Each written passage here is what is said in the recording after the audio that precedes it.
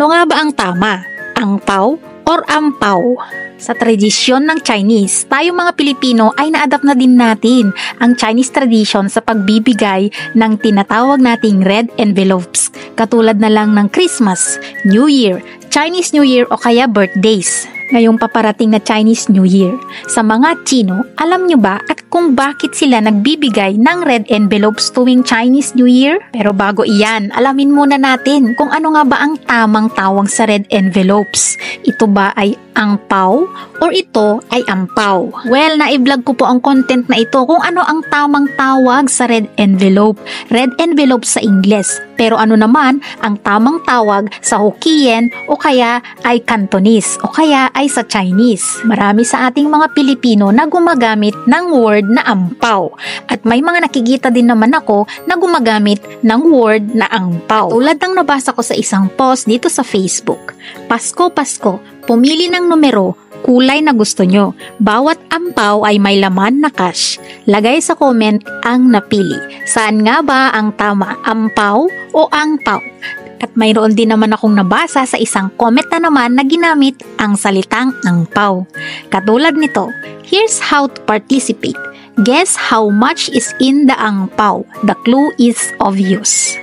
Ang red envelopes ay tradisyonal para sa mga Chinese ang pagbibigay nito, lalong-lalo na sa Chinese New Year dahil ito ay nagbibigay ng swerte. Ito ay pagpapahiwatig ng pagpasa o pagbibigay ng blessings o kaya naman ay kayamanan sa mga henerasyon. At naniniwala sila na sa Chinese New Year kapag sila ay nagbigay ng red envelope, sila ay mas lalong sweswertihin at mas lalong sweswertihin ang pagpasok sa kanila ng blessings. May iba't ibang katawagan sa red envelopes. Unahin muna natin ang ibig sabihin ng salitang ampaw na karamihan ay may mga gumagamit sa salitang ampaw na tinutukoy ang red envelope. Ang salitang ampaw sa Hokkien language na isang lengguwahe ng Chinese, ang ampaw ay isang klase ng pagkain or ito yung puff rice na tinatawag.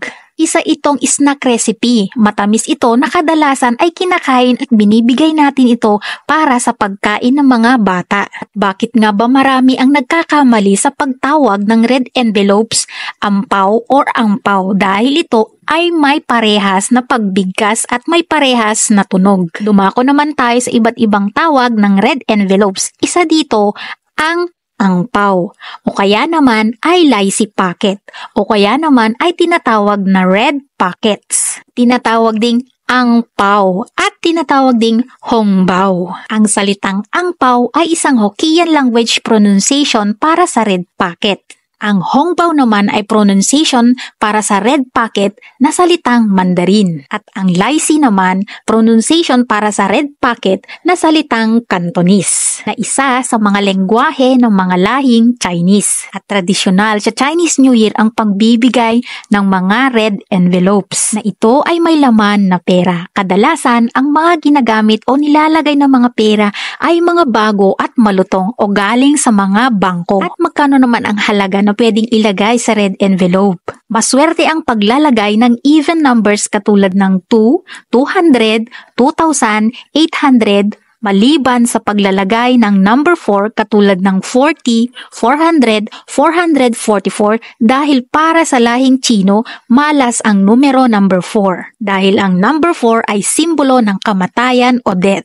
Kadalasan, ang mga nagbibigay ng red envelopes ay ang mga kinasal na o mga tao na may mataas na katungkulan. At sa Chinese New Year, hindi required ang pagbibigay ng red envelopes ang mga bata o kaya naman ang mga hindi ikinasal o ang mga singles. Tradisyonal din sa Chinese New Year na ang red packet pagkatanggap ito ay mas maswerte ito kung bubuksan o gagamitin ang perak in 15 days. Dahil ito raw ay mas maswerte at mas nag-i-stay ang swerte sa red packet. Maaaring ilagay ang red packet sa pitaka. Sa pagtanggap ng red envelopes o angpaw ay dapat itong tinatanggap ng dalawang kamay na magkasabay. Okay guys, sana ay may natutunan kayo sa content na ito. Ampaw or angpaw. Happy Chinese New Year! Maraming salamat po ulit sa inyong panonood. Kung inyo pong nagustuhan ang video na ito, i-like, mag-comment at mag-subscribe sa aking YouTube channel, Mommy Love Vlogs, para notified kayo sa mga video na i-upload ko sa susunod. Ako po ulit si Mommy Love, Domestic Helper, Hong Kong.